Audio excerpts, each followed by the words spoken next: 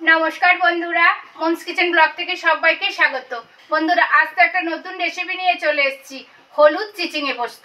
হলুদ চিচিঙে পোস্ত বানানোর জন্য চিচিঙেগুলো ছোট্ট ছোট্ট করে কেটে নিয়েছি, আলুও ছোট্ট ছোট্ট করে লম্বা লম্বা কেটে নিয়েছি, সাথে একটা টমেটো। এই দিয়ে কত সুন্দর ডেলিশিয়াস রেসিপি বানাবো, দেখতে হলে পুরো পর্বটা জুড়ে আমার সাথে থাকবেন। আশা করি খুবই ভালো লাগবে। কড়া তো গরম হয়ে গেছে, কড়াতে আমি একটু সর্ষের তেল দিয়ে দেবো।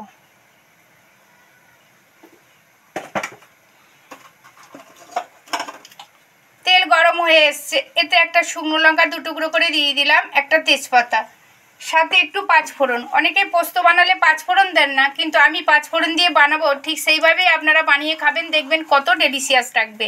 সামান্য একটুখানি পাঁচফোড়ন।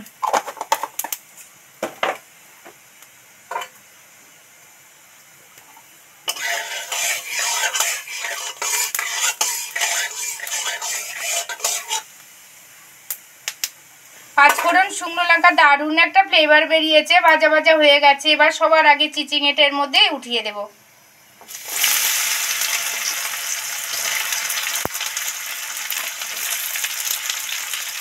চিচিঙে একটু 2-4 মিনিট আলাদা ভেজে নেব। চিচিঙে আলাদা না ভাজলে একটা কাঁচা ফ্লেভার বেরোবে, ভালো লাগবে না।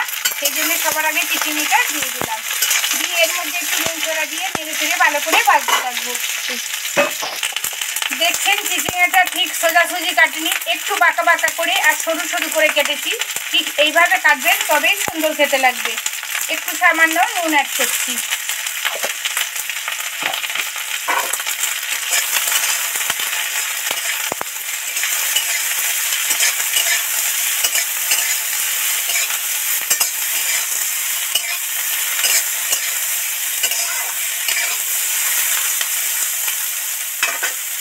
এর মধ্যে টমেটো কুচিটা উঠিয়ে দিচ্ছি। টমেটো আর চিচিঙেটা আরো 2-4 মিনিট ভালো করে ধরে ধরে ভাজতে থাকবো।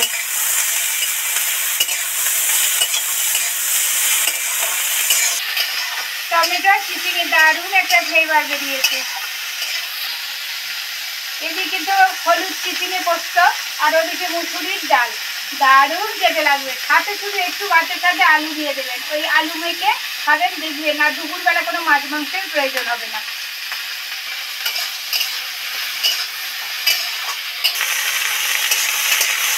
চিচিঙের কালারটা কত সুন্দর, দাদা চিচিঙে নিয়ে এসছে, একদম ফ্রেশ চিচিঙে। এই চিচিঙের রেসিপি বানালে ভোলাই যাবে না কে। চিচিঙে টমেটো তো ভাজা ভাজা হয়ে গেছে, একটা দারুণ ফ্লেভার বেরিয়েছে, কাঁচা গন্ধ চলে গেছে। এবার আলু টুকরোটা এর মধ্যে উঠিয়ে দিচ্ছি।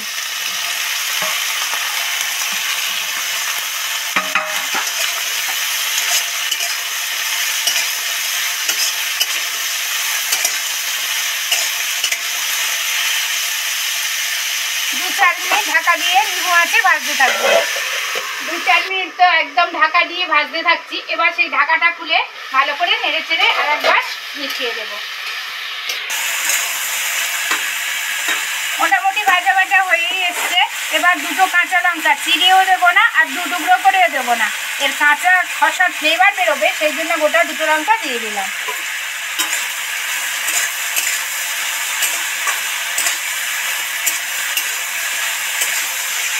সবজি থেকে তো তেল ছেড়ে গেছে, দারুণ একটা ফ্লেভার বেরিয়েছে। এবার অন্যান্য মশলাগুলো এর মধ্যে অ্যাড করব। 1 চামচ হলুদ গুঁড়ো, টেস্ট হওয়ার জন্য 1/2 চামচ গুঁড়ো লঙ্কা, নুন তো অল্প দিয়েই দিয়েছি, আর একটু নুন অ্যাড করব।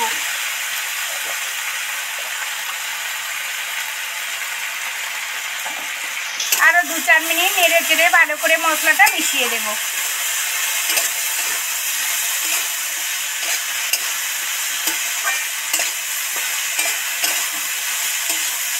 সব মশলা তো মিশে গেছে, দারুণ একটা ফ্লেভার বেরিয়েছে। এবারের মধ্যে জল দিয়ে দেব।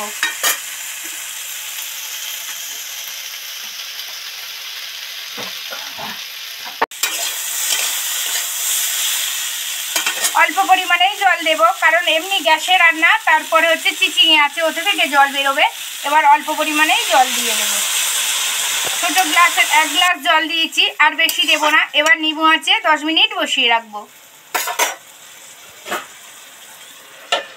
10 মিনিট পর আবার আপনাদের সাথে ফিরে আসছি। দারুণ একটা রেসিপি উপহার দিতে চলেছি। প্লিজ বন্ধুরা আমার সাথে থাকবেন, কোথাও যাবেন না। 10 মিনিট পর ফিরে এসেছি। দারুণ একটা ফ্লেভার বেরিয়েছে। মোটামুটি মোটর সিদ্ধ কমপ্লিটই হয়ে গেছে। কত সুন্দর টুকবুক টুকবুক করে ফুটছে, দেখুন কত সুন্দর সিদ্ধ কমপ্লিট হয়ে গেছে। এবার এর মধ্যে পোস্ত বাটাটা অ্যাড করব। একটু বেশি পরিমাণেই পোস্ত বাটা দিতে লাগে, তবেই টেস্টফুল হয়। সেই জন্য 1 বাটি মতো পোস্ত বাটা দিয়ে দিচ্ছি।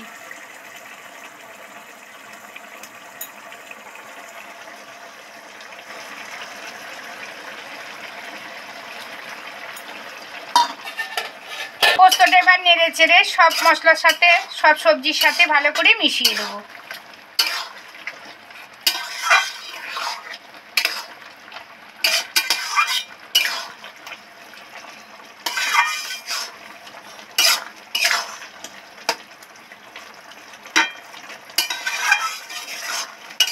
কমপ্লিট তো হয়ে গেছে। যেহেতু পোস্ত, একটু সামান্য চিনি ছড়া দেবো, তাতে আরও টেস্টি হবে।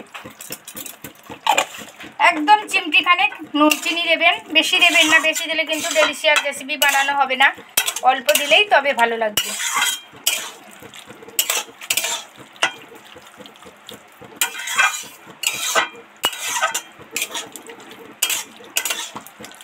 বেশি পোস্ত গায়ে গায়ে করবেন না, একটু গ্রেভি গ্রেভি রাখবেন, তবে মেম্বাররা বেশি ভালোবাসবে আর গ্রেভিটাই বেশি টেস্টি হবে। সব শেষে একটু কাঁচা সর্ষের তেল ছড়িয়ে দিচ্ছি।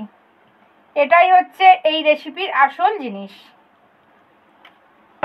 সামান্য সর্ষের তেল দিলে ওর স্বাদ আরো দ্বিগুণ হয়ে যায়।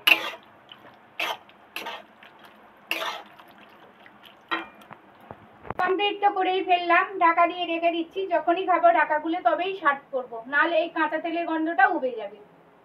বন্ধুরা, আপনাদের সাথে তো একটা দারুণ রেসিপি শেয়ার করলাম। দেখা হচ্ছে পরের ভিডিওতে কোনো এক নতুন রেসিপি নিয়ে আপনাদের সাথে চলে আসবো। ভালো থাকবেন, সুস্থ থাকবেন, সাবধানে থাকবেন, আর আমার চ্যানেলকে সাবস্ক্রাইব করে আমার পাশে থাকবেন। প্লিজ বন্ধুরা, আমার চ্যানেলকে সাবস্ক্রাইব করতে ভুলবেন না। আর পাশে থাকা বেল আইকনটি ক্লিক করবেন, সমস্ত ভিডিওগুলো সবার আগে আপনাদের কাছে পৌঁছে যাবে। নমস্কার, ধন্যবাদ।